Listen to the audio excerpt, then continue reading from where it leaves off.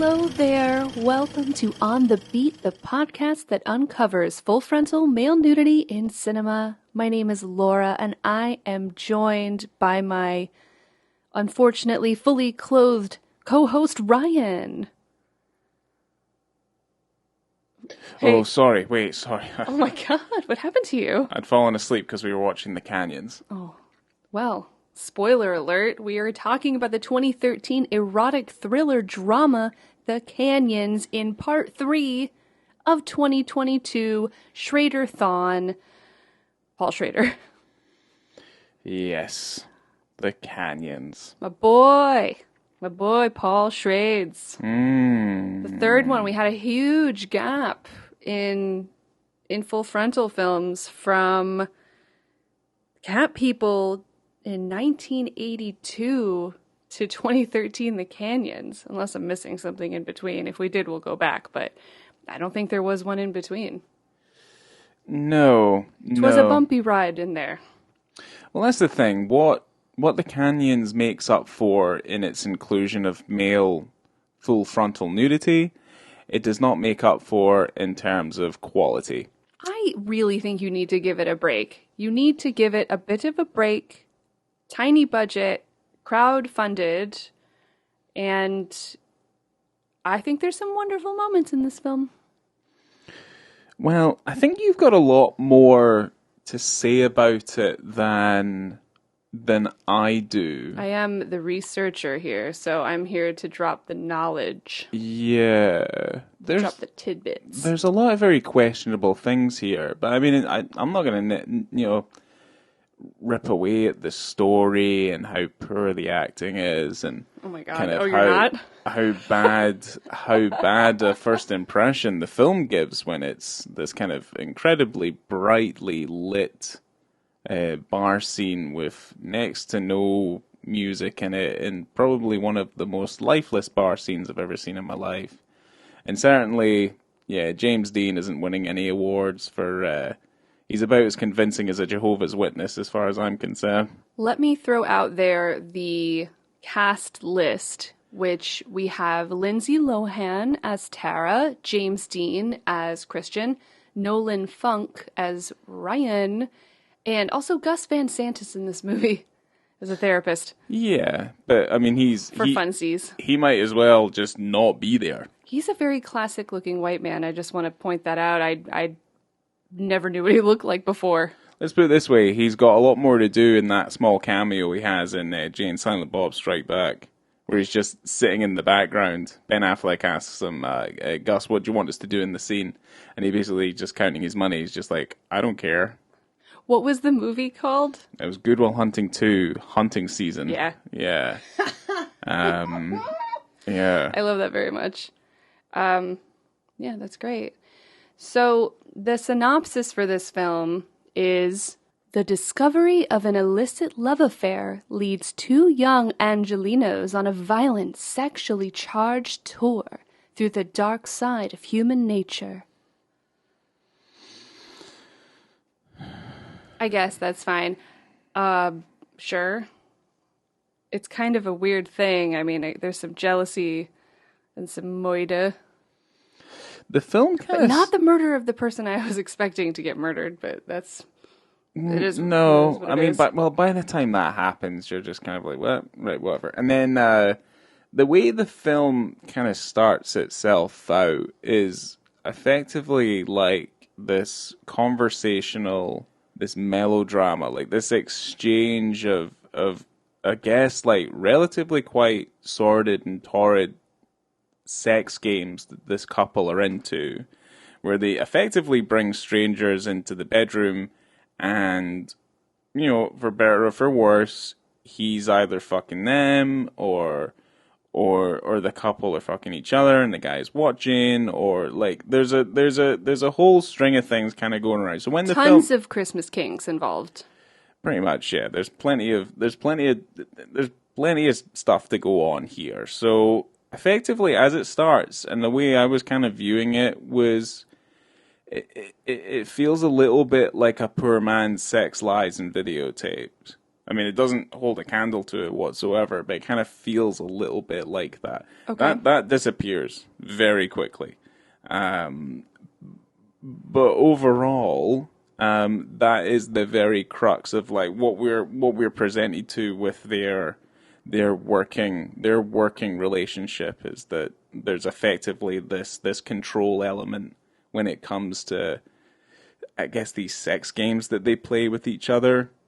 Yeah, there's something about this guy that James Dean is playing where, yeah, he brings in other people into their relationship, and that's just something that they do.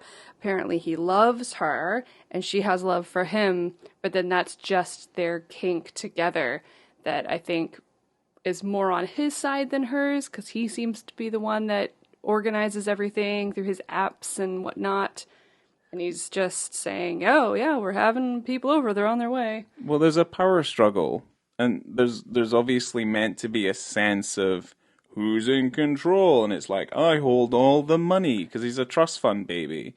And he's like, well, I'm going to do this, and I'm going to do that. It's and like, then she thinks that she's the one that's in control. So it definitely goes back and forth. And I think that there's one section of the film in particular where she does try to, and successfully, is able to get on top in a way.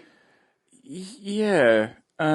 Just overall, like the whole idea of that, just to me, falls relatively quite flat. Like, just overall, like, I don't find it interesting. Okay, I hold don't, on a like- second. Let's just actually talk about the movie for a little bit before you just poo-poo all over the canyons. Before I rip it Yeah, to shreds. you always do this. This is a fine Why? movie. Why am I not allowed to do this? This is my Do it opinion. every time. No, I don't do it every time. Sometimes What we movies actually do you even like? Well, sometimes we actually cover good movies for a fucking change. Instead, we're covering these pieces of fucking shit. This is Schrader-thon. Don't talk about my Well, boy like that. don't try and bring up numbers and budgets and I am going to talk crowdfunding about budgets opportunities. because it's interesting. No, because you know what? People can make good things out of fundamentally nothing. Do you want to know how this all came together in the first place? Yeah, you know what? Enlighten me. Okay, so Bret Easton Ellis and Paul Schrader were working with a producer, and they were involved in making a shark thriller called BiTTE, which I have a synopsis for that movie, and it sounds incredible, and it's going to make you upset because they didn't make this movie, but they made the Canyons instead. So this movie that they were meant to make called BiTTE, the synopsis is, it's basically a revenge movie about a disaffected kid, a sociopath who endures a kind of humiliation on the beach, and through a series of events, and in a very cunning way, he ends up on a charter boat with kids who humiliated him. And then when they're in the open water, he pulls the ladder up, doesn't let them back in the boat, and chums the water. Right, okay. So that was the movie that they were going to make, the shark thriller. But the funding got pulled, and so they still wanted to work together. So they ended up being like, well, Ellis, write a script, and we'll figure it out. We'll do it really short, and we'll do it really cheap. Right. So where's this Ellis guy from? Like, what's his Bret his Easton resume? Ellis, everyone would probably know who he is best from American Psycho. He wrote American Psycho. Is that just the script, or is that the book? The book. That's the book. I believe he had a hand in the screenwriting. Okay. And Well, that's that Mary Harron movie. Yeah. So, yeah. Christian Bale. That's a pretty good movie. No penises in It's that movie. Decent movie. Less Than Zero. He also wrote the book. Robert Downey Okay. Jr. is in that film. Yeah, I've not seen that movie. It's a good one. Okay. It's pretty good. I like his style. I've read a couple of his books. Yeah, American Psycho is pretty fucked up, the book. Chuck Palahniuk vibes, I think, in a weird way. Also like Paul Schrader, so... Yeah, it's another one of those cis male movies. Hell yeah. Absolutely. But the producer wanted to figure out how they could get this funded because they didn't have any involvement with big money. So he said they should do Kickstarter. So the film raised over $150,000. And I think Schrader, the producer, and Bret Easton Ellis all put in $30,000. Also, they put up for auction because Kickstarter, you can get stuff, right? And they can auction off things. Oh, if you donate this much money, Yeah, they have you separate. can get this thing. Yeah, you get separate tiers and incentives to basically give more money if you feel like you would like to. There's plenty of very successful Kickstarter projects that have been over the last, at least the last decade. So Yeah, well, they auctioned off, or Schrader auctioned off for 10 grand the money clip that Robert De Niro gave him on the set of Taxi Driver. okay. Probably pretty cheap, as though they could have gotten more money for that. Yeah, I'm just super surprised that someone as seasoned as Paul Schrader is literally giving away memories to fund the canyons. But Well, anyway, he carry hadn't on. made a film in 5 years. The last one that he had made was Adam Resurrected with Jeff Goldblum. And Okay. I think he had been having a hard time. He hadn't done a kind of big budget movie since that Dominion, the prequel to the Exorcist film. Yeah, I guess the Dominion movie has its own story. I don't know if we're gonna go into that today, but it's certainly something that's certainly worth exploring. It's very interesting, but because of the issues that arose from that film, he wasn't getting money to make films anymore. He wasn't getting hired. He wasn't getting these jobs. I think a lot of the things he was doing were foreign films or foreign backed films, at Okay. least. Well, So yeah, I this mean, was his chance. yeah. Well, I guess like coming into the 2010s, the landscape is changing quite a fair amount. This film had a lot more kind of stories behind it, I feel. I feel like people were more interested in what was going on behind the scenes and the making of the film than the film itself. And I do believe that the issues surrounding Lindsay Lohan were part of the reason that the film didn't get a lot of promotion or even any acclaim whatsoever because of what was going on with Lindsay Lohan at the time. I mean, She was in and out of rehab. Yeah, well, Lindsay Lohan was effectively blacklisted from the industry. Yeah, this was You know. also, not only was it Paul Schrader's chance to kind of get back on the map, but it was also Lindsay Lohan's chance. She was Yeah. having such a hard time. Yeah, this was kind of a from the ashes moment. Because, I mean, I don't know. I saw her in Herbie Fully Loaded. Who didn't? I guess. I love Lindsay Lohan. she's I'm going to throw fine. that out there. I think she's great. I had her album, I think, Mean Girls, yeah, I think she had a lot more. Parent Trap. I think she had a lot more to offer. Certainly in developing her career, than she didn't do herself any favors, kind of fucking it up. Wow. Throwing But her under the bus. I mean, you have to look at it, wholesale, effectively. Well, Schrader likened Lindsay Lohan to Marilyn Monroe in terms of being difficult. He said tardiness, unpredictability, tantrums, absences, neediness, psychodrama. Yes, all of that, but something more like the thing that keeps you watching someone on screen, the thing you can't take your eyes off, that magic, that mystery, the thing that made John Huston say, I wonder why I put myself through all this, and then I go to the dailies. Yeah, but that's Marilyn Monroe. He said, Schrader said that Lindsay Lohan has more raw acting talent than Marilyn Monroe. I mean, that might be true, but in terms of actual star power, I mean, Marilyn Monroe is all the way up there. I think there's also just... And also, I'll put this out there as well. Anyone who's ever seen John Huston's The Misfits, because that's exactly what he's talking about Yes. there, Marilyn Monroe can act. Okay. Yeah, she's amazing in that movie. I think Lindsay Lohan did an amazing job in this film. You are yet to convince me. I need you to continue on with this story behind the actual story. There's a point where in the beginning, kind of the pre-production where they're getting the script together and they're doing readings, she canceled on an appointment to go over the script with Schrader and James Dean. And then she rescheduled for the next day, like, oh, so sorry, I'll be there the next day. But she never showed up, and they fired her because they basically held all the cards before production started, right?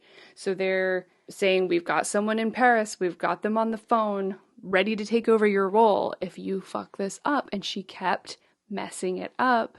So they fired her. She went to the hotel where Schrader was staying and knocked on every single door on his floor to find out where he was. And she is crying and causing a scene. The front desk said, "We will call the cops if you want us to." And Schrader said, "No, no, no." He texted her, "Lindsay, go away." He just texted her while she cried outside of his door for an hour and a half. Okay. They ended up giving her another chance, but as soon as that happened and production started, then she was the one holding all the cards. So then she started acting out. I don't think it was as terrible as they say. She said, or it seemed as though she would show up late sometimes. Sometimes she would disappear. But it wasn't as bad. They were still, weirdly enough, on schedule the whole time. Right. They never went over their budget. They're very small budget. They were always on time. They were always on track the whole time. Right. Okay. Despite all of her issues and her tardiness. Okay. I'm continuing to listen. I don't know. I mean, that's all I have. That's all I'm sure I have more, but I just think it was interesting. I think it's fun. Okay. It's fun, the story behind the film. None of that stuff translates to making it better. This is a bad movie with a handful of interesting little bits in it. Yeah. Maybe. And I mean a tiny hand. I mean, this isn't gonna blow anyone's mind. No, I mean, it's more than likely it's not going to... I think I give it a little bit more credit for the pressure and the budget and the things that they were able to do with that small amount of money. Yeah, but I think that's the story of every film. There is pressure, there's problems, there's issues. Sometimes you only have half an hour to shoot a scene that's maybe like 15 pages long. You know? That happened to David Fincher on Seven for that whole end sequence when they're out on the... They're out near the telephone pylons. For Magic Hour? Yeah, they had to get it in Magic Hour, and they only had so much. He had to start trimming shots because all of the things that he wanted to do, he couldn't do. And that's remarkably one of the best scenes, probably the best scene of that movie. So there are things that can come out of what effectively could become a complete disaster. I think that's the main thing is like this film... Because we've been watching Schrader stuff. We've been doing that, but at the same time, you watch this, and you go, This is different than any of the films that he's done before, and I think that in and of itself warrants a little bit of leniency. I think it deserves a little bit of leniency and care. That's fine. I think you're more than able to defend it. But the thing is, like, I mean, I feel like there's some very good reasons as to why this film just gets ripped apart. Because, look, end of the day, filmmaking in itself can be a very unrewarding process. You can put everything into it, and then if what you make at the end of it can be summed up as just being a big pile of steaming shite, that's unfortunate. Like, that's just the way it goes. Like, that's how the pendulum swings sometimes. Okay. I guess, like, I mean, let's just get into the meat and bones of it. Like, what's the tagline of this movie? The tagline is, and it doesn't make any sense to me because I'm not from California, but it's not the hills. Well, it's not the Hollywood Hills. Yeah, it's the canyons. It's the canyons. So it's basically like, geographically, this isn't the Hollywood Hills, this is the canyons.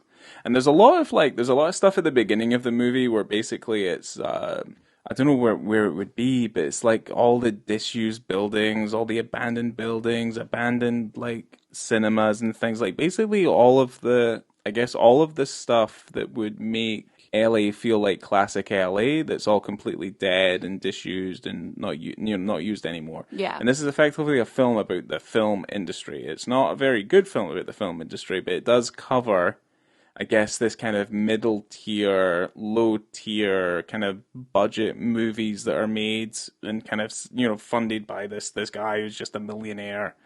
And it's the jucking, it's the jiving, it's the, I'm working in a coffee shop, I'm doing bar shifts, I'm also an actor. It's, yeah. To a lot of degrees, it's incredibly cliche, and it feels a little bit, certainly the characters themselves feels a little bit two-dimensional. I will say, Lindsay Lohan does better than most. Yeah, she does. All the rest of them, though, I mean, even James Dean, I was just kind of like, all right, Here we go. There Let's are see what moments this where guy he, does. yeah, there's moments where he is quite imposing and he has a very scary look about him. Yeah. But then there's other times where it's not great. That opening scene that you were talking about, Yes. where it's kind of devoid of music. It's quite quiet, and they're all just sitting around. There's weird close-up shots of their face while they're talking, and you're trying to figure out who these characters are. Yeah. They wanted to reshoot that. But then they knew that once they wrapped, they couldn't get Lindsay Lohan back. It was just going to be totally impossible. So they just tried to make it work with what they had. They didn't like her makeup. They thought it was a weird scene. Wasn't going well together. It is the only scene that I feel like throughout the film doesn't work. It doesn't work at all. No. It doesn't work at all. And that's your opening scene. Yeah. That's the first scene that they shot of the whole thing. I think it fucking feels and looks like it. No, it's insane. I agree because people don't look like they know each other at all. This is a horrible, and this is going to be like a damning indictment, but you remember that Talking Cat movie that we watched? Yeah. It looks like that movie. The sound was slightly better in this film. Sounded slightly better in this film. Cat movie. But I think this is a film that it looks incredibly underwhelming. There are some things about it that do get better. But it just immediately looks underwhelming the minute it starts. Okay. Now moving on to other parts of the film. What You're going to keep doing this. I know you are. And you know exactly what I'm going to be doing. I'm going to say something interesting and I go, well, Laura, it looked a little dull. No, it's okay. I wrote something down. Oh, did you? Yeah. What was it? So there's a lot of they blow out the highlights. They do a lot of Robbie Richardson stuff where they blow out the highlights so the whites are all really bright. Okay. And in some cases that works really well, like in, I don't know, JFK, right? It works really well and it looks quite nice. But for the most part, it just feels visually deprived and unadventurous. The visuals I was less concerned with and more concerned about the story. Yeah. For something that's made by one who's effectively Paul Schrader, celebrated screenwriter, film critic. Well, he didn't write this. Doesn't matter. He still has a hand in trying to craft this story. And then obviously Ellis, who's a fucking novelist. Yeah. Who's made some of the most celebrated modern books of all time. Yeah.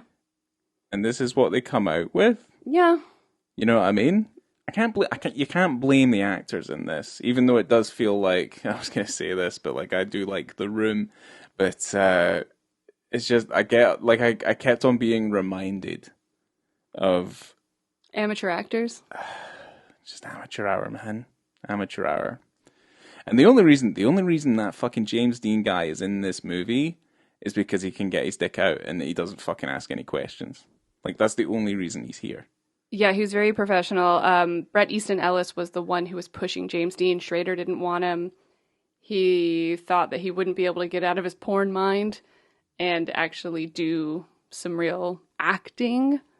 But it took a few times and it took some screen tests and then they thought, okay, this might work. And I guess Lohan and James Dean had a mild amount of chemistry. Yeah, I guess so. And he was a good boy on set. I mean, he was always on time. That's all I heard about this movie. There are some Schrader antics that did happen on the set, trying to obviously convince Lohan that everything was going to be okay. Certainly when they shoot that kind of more prominent sex scene near the. Oh my gosh! I want to talk about that. One of the first dick scenes happen really early on in the film. There's two of them. And the first one is 13 minutes and 36 seconds, and it's right after that awkward dinner at the bar or whatever that they have. And James Dean invites a dude over. And I assume he was inviting him over just to watch him and Lindsay Lohan have sex.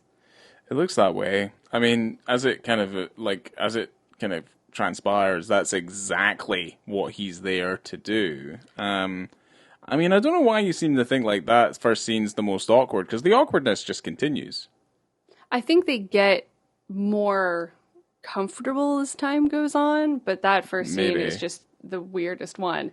This one's fine. I'm not going to cut every single scene and say this one's awkward, this one's not awkward. This one was fine. I mean, this random dude just fucking shows up. Yeah.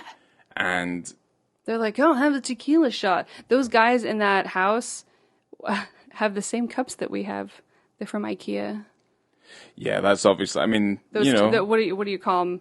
Tumblers? I don't know what kind of cups those are. No, they're whiskey glasses. Whiskey glasses? Yeah, they're whiskey glasses. I mean, Yeah. like there has to. They have our cups. They have our cups. Didn't we feel privileged? But I mean, we Fancy. yeah, of course we were. It's like, wow, look at that guy drinking from the same cup that we own. Wow. It's like we're in the movies. Wow, I couldn't really. Yeah, of course, I would feel. Oh yeah, I don't know. Well, this guy comes over, and James Dean tells him to get comfortable, so this guy just takes his pants off. Well, I guess that's what he was meaning. I know. It's just kind of funny. I mean, you know why he's there. He was invited over for a very specific reason. Well, luckily at this point, James Dean leaves his pants on for the most part. We never have to see his shit at least for a little while. Another hour almost. Yeah, pretty much. But I mean, Lohan's almost completely naked. Yeah. Like at this point. So I guess like if you were ever curious as to what Lindsay Lohan did look like naked, I mean, this is the movie effectively. Oh yeah. Like this is it. Like everything is bared all. She's naked topless for a decent amount of this film. Yeah, pretty much. I mean, does it add anything to it? I don't know. Contextually, it's there. Nope, it's just one of those things where I can appreciate people just being people. You being naked for a certain amount of time in the day, and then you clothed for a certain amount of time in the day. And I can appreciate that being in a film. Yeah. You're naked when you're meant to be, and you're clothed when you're not. Well, the thing that I didn't really appreciate is that the guy gets comfortable, so he takes his clothes off, and then he's immediately completely naked. And this is obviously when we see his bits and bobs, and it's in a full wide shot. We see everything. A couple of times, I think it cuts back and forth to Lohan and Dean on the couch making out, and then this guy jerking off. Well, we don't see him masturbating, but apparently there's a moment that was cut out of the film of him just unsimulated, obviously, masturbating on a leather chair. Yeah, that's the thing. Like bare ass. Yeah. Gross. Like, I mean, if you're getting excited, you're probably going to get a little bit sweaty, so that chair is going to get a little bit gross. You know what I couldn't help think about is that they rented this location from somebody for $10,000 for the shoot. And I was just thinking about all those bare butts and balls all over their leather furniture. It might have been a porn house, Laura. Like they might. I know it wasn't a porn house. Was it not a porn house? No, it was not. And I just think about all the things they needed to wipe down. I mean, there's probably a Febreze. I hope they spent $5,000 cleaning it. There was probably a Febreze budget. I mean, there would probably have to be. Yeah. Yeah. But in the uncensored cut, there is that scene. Wow. That they took out, which is removed, not streaming on Showtime right now. They removed some of the magic. They did. Yeah. Look at that. You see everything. Yeah, no, I mean you can see him jacking off, like he's just fucking going for it, and then obviously then, you know, good for him. And then like James Dean's going down on fucking Lindsay Lohan, and it's all kicking off, and it's then really going on. Thankfully, it cuts away, and it's just a regular Tuesday night. Yeah. I mean, I'm really struggling to figure out what the fuck really happens in this movie and what the fuck it's all about. Oh my gosh, calm down. There's even the love point? Triangle here between Lohan, the actor Ryan, and James Dean. Well, and James Dean's getting jealous. Here's my note. That she has a past relationship with this other man. Yeah, well, his fucking character arc is astounding. Who? James Dean. Okay. It's and that was sarcasm, but basically I wrote down. I said everyone's cheating on everyone. Basically, everyone's fucking somebody else. It bothered me because they have this type of relationship where it is an open relationship, but in classic man fashion, it's only open for the man and not for the woman because the woman is his. It's his property. So she can't be seeing somebody else. Yeah. It's crap. But she is seeing somebody else. She is seeing somebody else, but so is he. So is James Dean. He's seeing a guy who's who's unfortunately called Ryan. Yeah. If you wanted to do a drinking game to this, just have a drink every time they say Ryan. It is often. And it happens every so often. Every so Ryan. Yes. And make sure that drink that you're drinking is pure methanol, because you'll want to go blind. But the thing is like, Oh my God. like, I'm just trying to figure, you know what, there's the only bit that I remember that I was just like, what the fuck's going on here? Text TV. Yeah. Text TV. Text what the TV. fuck is text TV? I think you think about it now, so this is 2013, and you think about how often in films now you have text bubbles popping up on the screen to show us what our characters are saying on their phone. Well, I remember seeing... But back then, yeah, they had to figure out another way, I suppose? Well, I remember watching... I try and remember the Vimeo, the guy who did like film analysis and stuff on Vimeo. I can't remember his name. But basically, because of the advent of cell phones and because of their prevalent use and everything, like it's changed the landscape of film narrative, specifically for like horror movies and stuff like that. Like that's why I think like Scream is the very, very last movie which works just because there's not really any cell phones in it. Like that's the thing, and it's very much predicated upon like the use of the telephone and because you can't cut the phone line on a cell phone. Pretty much. And I remember I've seen a bunch of films that just do not hit the mark, where it's basically like, well, we just have to kill the internet, and then that's that plot point sorted, and it never really works. Right. And I guess like the issue with my this, phone died. Pretty much it's like, oh no, the router's... Oh no, I'm not getting the service. router's restarting. Like, no one can help me. I mean, it's like, you know, like what they were trying to explain was like, look, now storytellers are having an issue where it's like, how the fuck do I show this stuff on a phone? Do you remember in the first Scream, and the phone lines are cut, and then she runs over to her computer and then types in 911, tries to get the cops on the internet? Wow, that's pretty clever. Yeah. Yeah, there's dial-up back then, though. I think it was. Boyfriend's climbing in the window. Trouble. Okay, yeah. Sorry, go on. But basically, like, there's this issue of just like, how the fuck do you show what's on a cell phone without just effectively just shooting the front of a cell phone, which is like easily the most uncinematic thing ever. And there's obviously people that are filmmakers that have found a way of just like, well, we'll just have little text bubble things like popping out of the phone, which also kind of work, and for the most part don't really work, because at the end of the day, you know, it's a visual medium. You don't want to be sitting there just reading text messages going like popping off on one another between two characters, because it's just not very interesting. Right. And I guess what they try to do in the canyons is, why show it off the phone or do anything in After Effects? Just use this thing called text TV, where the text just show up on the TV. Yeah, but then obviously you're still typing it into your phone and looking at your phone. And then looking back and then at looking the TV. At the TV. It was eye-opening. It was odd, and I loved it. This is also one of the moments in the movie I genuinely thought was all right, because it was dumb. I really, and just thinking about how these two people are living together in a house, and she's upstairs in an oversized shirt, playing on her phone, looking at text TV, and then she goes to tell her boyfriend that she's leaving, and he's just laying on the couch, just downstairs. They're just in different rooms, not talking to each other. The house is silent. They're just chilling. I mean, to some people that's life. I mean, that's weird. He was looking at his iPad, or at least like what he was acting doing. He was, it looked like a fucking iPad, but he was like this, and his eyes are scanning up and down on the really, web. really fast. World Wide Web. Very strange. I don't think James Dean's a very good physical actor. And again, there's more silly shit that happens that precedes all this as well, and. It's like the guy checks her phone, and then her phone... That whole thing with the phone that happens, where it's like, I don't know if this is my phone. I love that he takes her phone, and she goes away.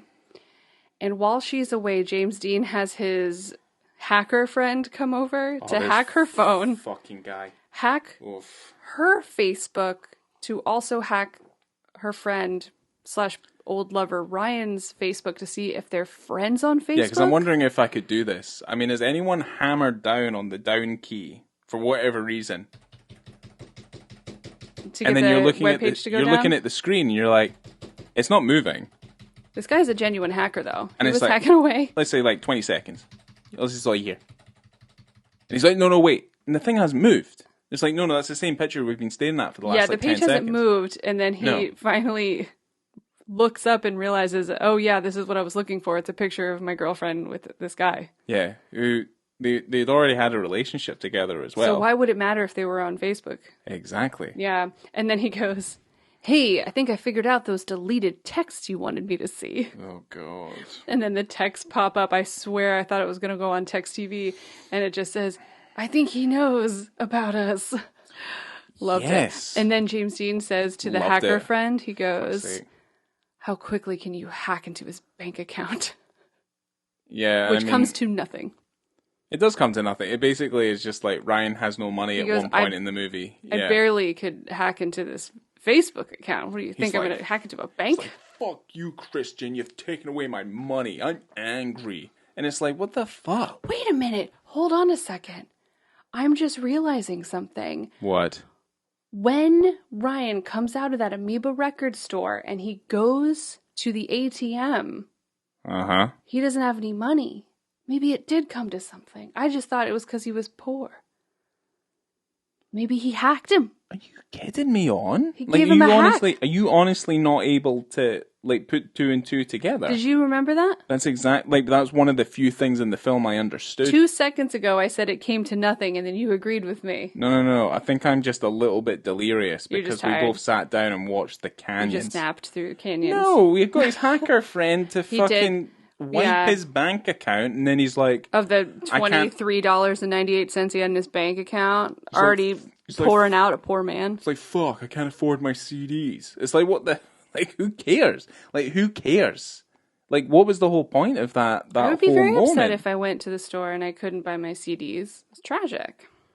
It's all quite convoluted and messy. Well. Where the hell are we? Penis scene part 2, which is the craziest part of this movie. The group sex. The group sex at 1 hour, 5 minutes, and 26 seconds. This was in the contract for the actors, that there would be a 4-way sex scene. This was a non-negotiable scene. And that's the thing, it looks like shit as well. The lights that they used look like they came out of a 7th grader's bedroom. It's so lasers. Bad. And this isn't the worst part, though. Who puts on lasers? You're not going to get a boner. You're going to have an epileptic fit. If only. If you're lucky. If you're lucky. Well, here's the thing. Like, up to this point, there's all this collusion, and like there's this other girl called Cynthia. Everyone's spreading rumors about everybody else, and for whatever fucking reason, it's about this alien movie that they're fucking making. The producer on that movie is also gay. Someone's gonna suck whose dick, and it's all this nonsense, right? So much espionage. All this crazy espionage. Fucking hell. Yeah, Jack Ryan shows up, and then everything's fine. But then there's this 4-way sex scene thing, and they're all like, Lohan and Dean are arguing because it's like, who's talking to who? I was speaking to this person, blah, blah, blah, blah, blah. Yeah. And they're like, these people are going to come over because it's going to be another one of those sex game things.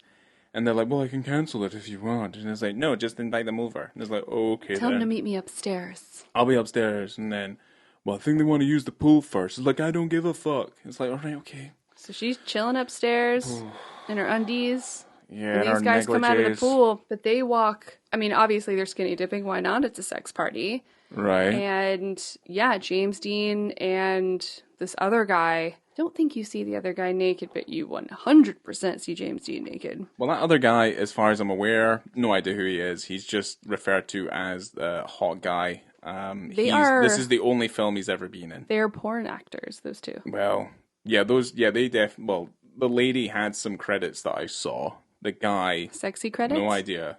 Well, the thing is, if you go on Letterboxd and you look at, like, James Dean's credits and also this lady, whatever her fucking name is, Letterboxd does that thing where it shows you like the posters in like a square grid, and obviously the ones for the porn, they're all pixelated out, so you know they're porn. That's the same way I found out that the original director of Evil Dead Trap, which funnily enough, there's a HD 4K transfer now available on Amazon, so if you like your horrible video nasty horrors, that's definitely on there and is definitely worth a watch. He also did like a bunch of porno before he did like movies like that, because they're all fucking sordid, and if you've ever seen any of that stuff, it's all kind of just like it's gross. But yeah, no, that's how you figure out if they've been in porn, is that Letterboxd will not show you the covers to those. Well, they're credited to those posters. Films. Good for them. Yay for cinema. But anyway. Yeah, this scene is really interesting because you are back kind of entwined in this power struggle between James Dean, Christian, and Lindsay Lohan, Tara. Yeah. And she had just come from his ex-girlfriend's house saying, I know how to handle him. Looks like you didn't have him under control. I have him under control. Collusion. So she's obviously coming into this situation. He thinks that he has the upper hand by bringing these people in to have sex with them. And she's thinking, absolutely not. So while this whole thing is happening, she is trying to kind of control the whole situation, right? So we got the four of them in bed. There's lasers going off. Everyone's getting sexy. These fucking lasers. What does he say to them? He's like, I want my girls to kiss. Come on, I want to see my girls kiss. Yeah. It's weird, gross stuff. Yeah, because it's also like for whatever reason during the scene they weren't able to get them to say the lines or to record the lines. Yes. The way they wanted them to, so you never see anyone's lip move, and it's painfully obvious that they've recorded the lines afterwards. Yes. And I'm assuming there's a technical reason for that, for why that came to be. And you could say it's a stylistic choice. It's Paul Schrader. Just live with it. It's like, right, okay. Well, during this scene, all the dick stuff basically is it happens up to the point where they start this 4-way sex scene. Right. Let's be clear. Like, they're just walking up and he's like... Yeah, they walk up the stairs into the 4-way situation that I was describing. Yeah. So, again, every penis shot in this movie is full-on, wide shot, long takes, wieners. Yeah, pretty much. So, you are seeing everything. And, everyone knows James Dean as a porn actor for having supposedly a nice... charismatic attitude and a gigantic wiener. You know what's weird? I was reading an article where I think it was one of the writers for Vanity Fair said that James Dean came up to her while they were kind of doing this scene, and he goes, "It's not really that big." Okay.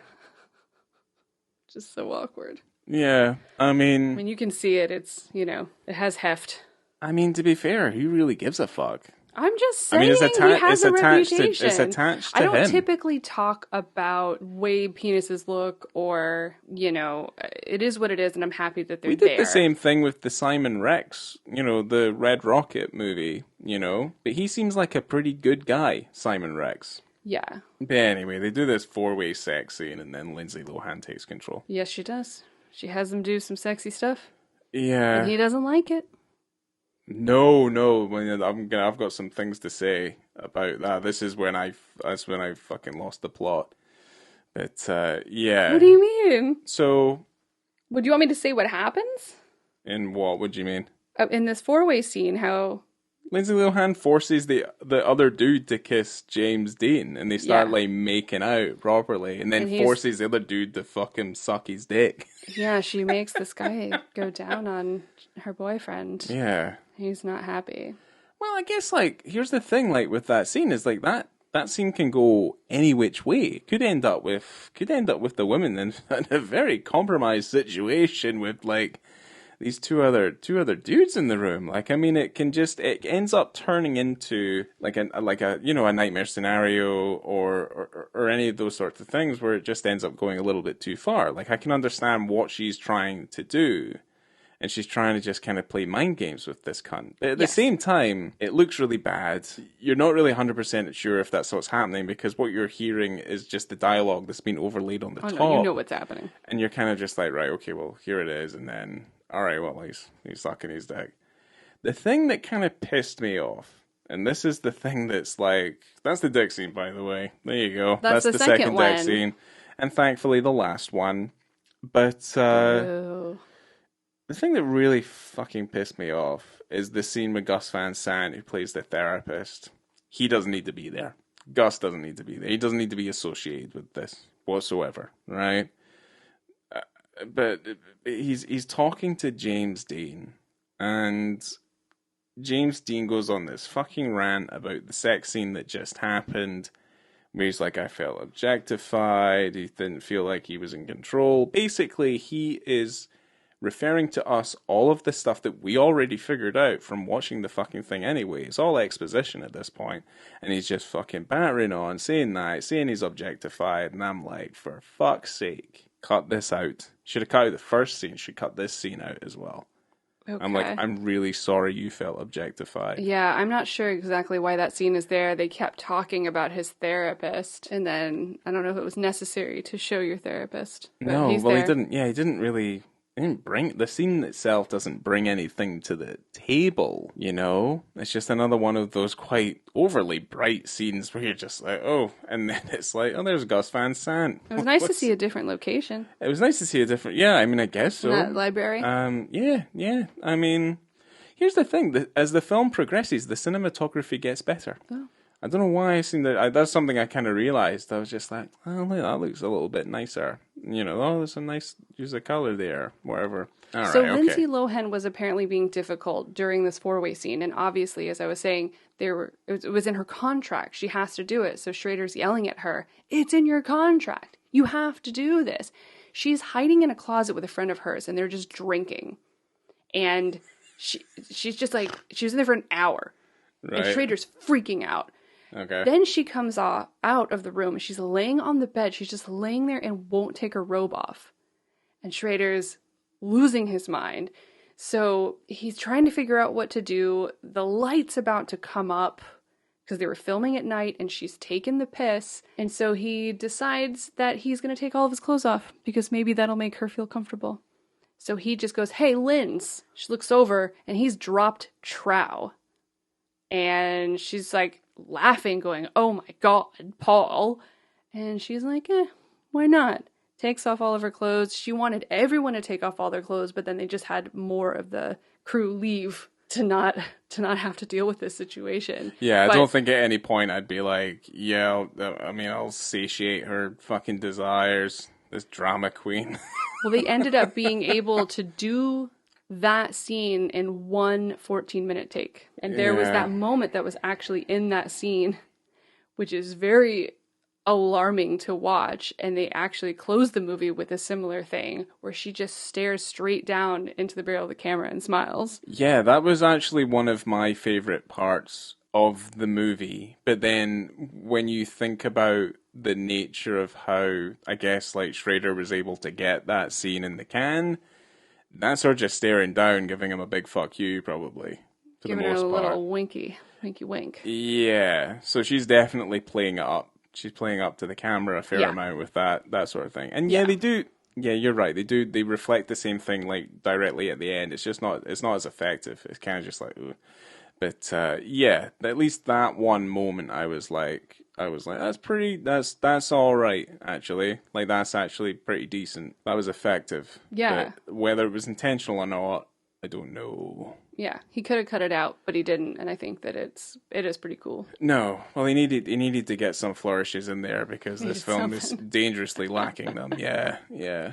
There's this other scene that I really, really like, and it is the last scene that I actually really like. Lindsay Lohan finds out that James Dean had her phone, and she starts to panic, and he freaks out because he knows that she's been sleeping with this other guy, right? After all this, his espionage and his hacker friend going through her phone and her Facebook. And he starts screaming at her and throws her into a wall and then throws her into that side table. She is like sobbing. It is super scary. It felt a little bit too real, Yeah. personally. Felt like it was kind of grounded a little bit more in reality than I would have appreciated Well, it was personally. filmed towards the end of the whole shoot, and so I'm sure that everyone was really annoyed with her, in a way. And Yeah, probably not to the point where you'd want to force oh my physical God, harm no. on her. So what was interesting about this scene is that apparently during rehearsals, just any typical rehearsal, Lohan wanted to give it everything. So she wanted it to be as good as she could get it, give it her all. But then when they were trying to rehearse this particular scene, James Dean was doing it at like a half speed. And so Schrader was kind of trying to coach him, oh, this is how I want it. And he wasn't really getting it. So Schrader takes Lohan and just like slams her on the ground. And Lindsay gets up and she goes, that was great. That was perfect. Do you want to do it again? And he's like, no, I think that's okay. But they ended up being able to really kind of get it when they filmed it, perhaps due to Schrader slamming her on the ground and James Dean going, okay, well, I can handle her a little bit rougher than I was expecting to. Right. Because she was fine with it. And there's this weird thing where after they actually filmed it and someone came up to her and complimented her on the scene and she goes, well, I've got a lot of experience with that from my dad. Isn't that sad? She's got a bad dad. Yeah, it is tragic. Yeah, well, yeah, there's a lot of stuff being channeled through this film. Oh, yeah. None of it for the better. No. Yeah. Perhaps not. Aye. It's like, when does art go a bit too far? Canyons. Well, the movie does end. I mean, it's only an hour and a half long. It feels so long. It does. It's so Ellis said the boring. same thing. Yeah, it's so boring. But yeah, there's a murder. We won't spoil that. We can just kind of move on to our little last bits and bobs. Like, there's not much to kind of add to the movie because I don't want to talk about the film. I mean, you spent an hour listening to this. I'm sure you have an extra 30 minutes of your life. Just pop in and watch this movie too. Yeah, 30 minutes of your life that you'll never get back. And you can just do that. So, apparently everyone was arguing about the final cut of the film. And Schrader went and showed Steven Soderbergh the rough cut. And Soderbergh, yeah. You like that? You're going to like this. Why the fuck is he showing it to Soderbergh? I don't know, maybe they're best friends. Of all people. I mean, were they arguing so hard about the movie? It was just like, Paul, where's all the good bits? Yeah. Then Soderbergh has the rough cut and says to Schrader that he'll cut it. He'll recut the movie for him in 3 days. And then Schrader said no. And then he told the New York Times, he goes, the idea of 72 hours is a joke. It would take him 72 hours to look at the footage. And you know what Soderbergh would do if another director offered to cut his film? And he put up his two middle fingers. And he's like, that's what Soderbergh would do. Basically, fuck you. You're going to cut my film. And so he was pissed. He was pissed that Soderbergh would offer to do that. Why was Soderbergh offering to cut the film? Did he have any sort of obligation to do that for him? No, he had no obligation to do that. I think he just, as a friend, was showing him the cut of the film, and he was having trouble editing it and getting that final cut. I mean, because it's hard. The producer, Ellis, and Schrader were all arguing about it. I mean, it seems like it's a very difficult film to put together. The end result's incredibly messy. And the thing is with Soderbergh is that he can shoot and he can fucking edit and he can just get things done really, really, really, really fast. And he's made plenty of films just like this one. And they look infinitely more interesting. But in terms of like their content and stuff, I mean, I'd say like stuff like The Girlfriend Experience, and he did a film called Full Frontal. Like a lot of these like low end films that he makes, because he makes a lot of kind of very low budget movies as well, on top of the other, his fucking ocean movies, all that sort of crap. Yeah. Like he can fire them out really, really fast. So that doesn't surprise me. And if he's only being a friend, I mean, to be honest, I'd be like, just fucking take it. Soderbergh wouldn't even use his real name anyway. Would have been a pseudonym. Would have been, would have like his father's name and his mother's maiden name. I want to see the Soderbergh cut. I'd be interested to see what that would No, look like. no, I No? don't want to see the Soderbergh. No, You just don't want to watch this movie again. No, I don't want to see the movie again. Soderbergh should have shot it. It would have looked. It would have looked so much better. It probably would have done it for free. We haven't really said a lot about James Dean, but I just want to say towards the end of this episode that James Dean's got problems, and no one's going to see him work again probably because of all of this sexual misconduct and rape allegations from 2015 to probably still happening now. Oh, okay. Yeah. I think you knew about that, right? I mean, I was seeing a lot of it. I don't tend because it is fucking really terrible. You know, the whole industry in general. I mean, it's all fucked up. So, Ryan, what is your rating for this film? 1. What is your rating for the penis scenes? 4. Okay. Wow. There we go. I'm going to give this movie 3. I think it is watchable. I think Lindsay Lohan is really fun to watch because you get to actually see her doing an adult role. And I don't mean adult in the sexy way, but it's also that. But, I mean, this film's not sexy. It's not what I mean. But you gotta get to see her spread her wings a little bit. And you do see a lot of her trauma kind of pushing through. And I'm a big Lindsay Lohan fan. What do they call her? Lilo? I'm a Lilo fan. Okay. I like her. But yeah, I think it's watchable. I don't think it's a terrible way to spend 90 minutes. You probably won't watch it again. Unfortunately, I've watched it twice this year, but that's okay. That's fine. I'll give it 3. For the dick scenes, 5 stars. Fully visible. You get a sense of the male nudity in this film, and there's equal male nudity, almost equal male nudity, which is cool. Yeah, I would say that contextually and obviously visibility wise, it's all kind of there. Yeah. Overall, the whole feeling of the movie, and I guess like this is a very deliberate thing. It's very scummy. Oh yeah, and it's very kind of dirty. How often do you see an LA film though that's not gross of your Hollywoods? No. I mean, you can have your glitz and glam. It's hard. But I think a lot of times when... I don't know, Last Action Hero?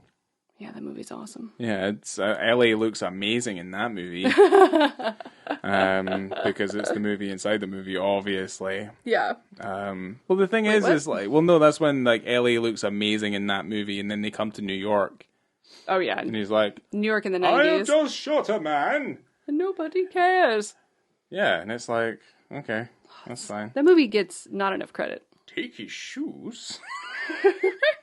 I'd rather watch that movie, honestly. I mean, that film is that's a fucking classic in comparison. Ryan, would you recommend this movie? No, it's a complete waste of your time. Okay, I would recommend it. I mean, that's fine. For the ones, watch it.